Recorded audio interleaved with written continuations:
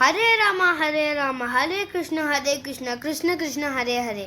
இன்னைக்கு நான் தென்னங்கூர் ஸ்ரீ பாண்டுரங்கன் கோவில் பற்றி தான் சொல்ல போகிறேன். இது திருவண்ணாமலை மாவட்டத்தில் தென்னங்கூர் அமைந்துள்ளது. இந்த கோவில் ஸ்ரீ ஞானந்தகிரி சுவாமிகளின் கனவில் வந்து எனக்கு ஒரு கோவில் வேணும்னு கேட்டனால தான் இந்த கோவிலை கேட்டிருக்காங்க. இந்த கோவிலை சுற்றி இருக்க 4 கோபுரங்களும் தென்னிந்திய பாணியில் செஞ்சுருக்காங்க. இது உள்ளே இருக்க ஒரு கோபுரம் வட இந்தியா மாடலில் தான் செஞ்சுருக்காங்க.